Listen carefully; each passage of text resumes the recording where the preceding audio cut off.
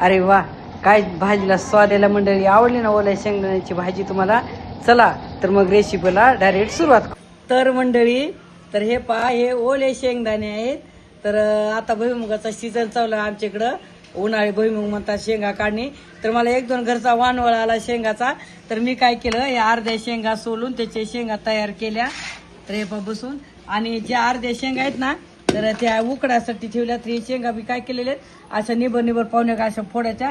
हे पाशी नाकं, याच्या अशी नाकं, म्हणजे कसं मधुई मिठाचं पाणी जाऊन शेंगा पण छान लागतात त्या पाशा प्रत्येक शेंगाची. आता ह्या शेंगा उकडायच्या मीठ टाकून. आपले छोटे मुलं सगळे लहान मोठे खातात. आणि चला म्हणलं या शेंगाचा पण काहीतरी असा मस्तपैकी चमचमीत असा मी पदार्थ बनवणार आहे. तर तुम्ही हा व्हिडिओ स्किप न करता शेवटपर्यंत बघा. पाहता हे ओल्या भुईमुगाच्या शेंगाचे हे शेंगदाणे जे तयार केली होती ना, तर याच्यातलं मी याची मस्तपैकी आज मी भाजी बनवणार आहे. तर याच्यातली एवढी शेंगदाणे नाही, याच्यातले अर्धे शेंगदाणे घेणार आहे. जेवढे आपल्या घरात खाणार आहेत त्याच्यानुसार भाजी बनवणार आहे. तर बस आज इतकीची. आणि हे शेंगदाणे बाकीचे याचं आणखीन काय तर बनवण्यासाठी बाजूला ठेवून देणार आहे. आता हे शेंगदाणे चांगले उकडेपर्यंत मी बाकीची तयारी करते भाजीची. इकडं पाय एक मोठा कांदा असा बारीक कट करून घेतलेला आहे. आणि भरपूर सारा लसूण असा कट करून घेतला, कुटून नाही घेतलेला. आणि चांगले एक मोठं टमाटर पण बारीक कट करून घेतलेले. हे एक 10 मिनिट झालेले, त्याला शिजले का पाहूत. अरे वा, मस्त शिजलेले आहेत, छानपैकी उकळून निघाले. चला आता हे उतरून घेऊत. खाली उतरले ना तरी पण किती शेंगदाणे म्हणजे उकळाले, कारण खापर लवकर थंड होत नाही. त्या खाली उतरलं तरी एक 2-3 मिनिटं तरी असे उकळा फुटते. त्यासाठी अगोदर मी गरम पाणी करून घेणार आहे. आणि याच कढईत नंतर भाजी बनवणार आहे. पाणी गरम झालेलं काढून घेऊ. ते पण मस्त गरम झालेले. तेल घालून याच्यामध्ये.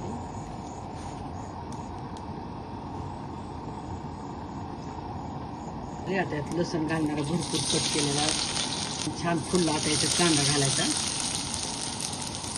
आता याला काय करायचं, छानपैकी असा लालसर होईपर्यंत चांगला परतून घ्यायचा लसूण आणि कांदा.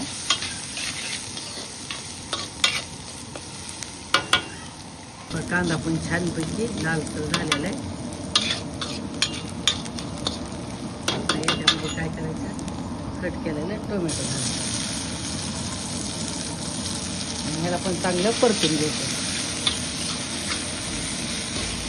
आणि त्याच्या आता हे मस्त परतले लालसर असा कलरला कांदा लसूण टोमॅटो. काय करायचं, नुसार लाल तिखट घालणार आहे. एकदम साधी आणि सिंपल भाजी करणार आहे. मसाल्याचा वापर नाही करणार. थोडीशी धना पावडर, थोडासा काळा मसाला, जास्त नाही, थोडासा गरम मसाला घरी तयार केलेला आहे. हळद. मसाला चांगला एक सारखा परतून घ्यायचा.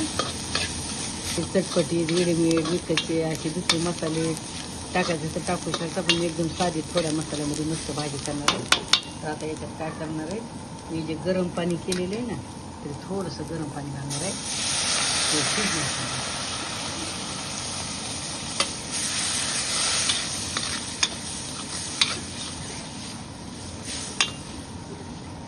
नका मी थोडीशी कसुरी मेथी घालणार आहे.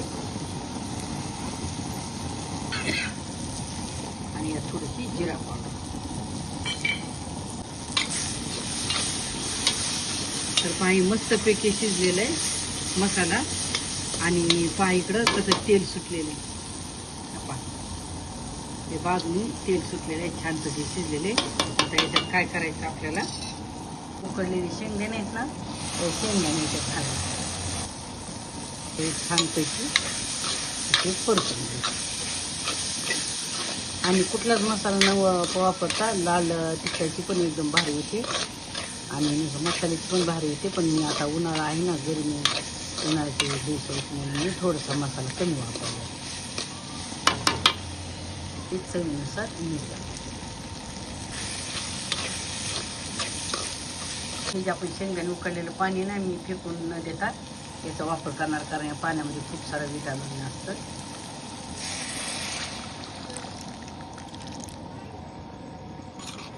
आता हे आपल्या घट्ट पातळनुसार ही भाजी बनवायची. एक उकळा फुटला ना की भाजी तयार होती, कारण शेंगदाणे अगोदर शिजून निघलेले आहेत.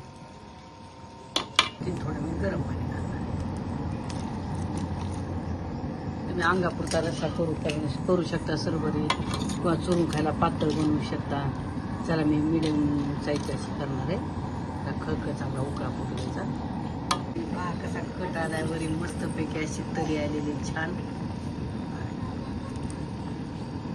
आवडली भाजी तुला बघलो? खायची मग? बरं चला, स्वयंपाक पण चालू आहे तिकडं. पोळ्या मस्त भाकरी संग खा, पोळी संग खा, करून एकदम भारी लागते. भाजी शिजत आली, ह्याला थोडं मी शेंगदाण्याचं कूट टाकणार आहे, म्हणजे पुन्हा आळून येते छानपैकी आणखी. चला तर मंडळी, झाली भाजी तयार. बराच वेळ झालं भाजी शिजायली. झाली तयार भाजी, उतरून घेऊ.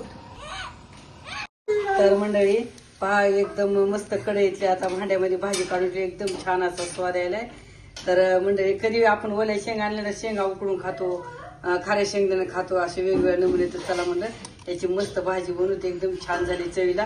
तुम्ही पण अशा पद्धतीने थोडी करून बघा आणि बघा किती भारी चवीला लागते. आणि कशी लागते आम्हाला कमेंट करून सांगा. तुम्ही जर माझ्या चॅनलला नवीन असाल तर लाईक करा, शेअर करा आणि न विसरता सबस्क्राईब करा. चला तर पुन्हा भेटू पुढच्या अशाच नवीन व्हिडिओमध्ये.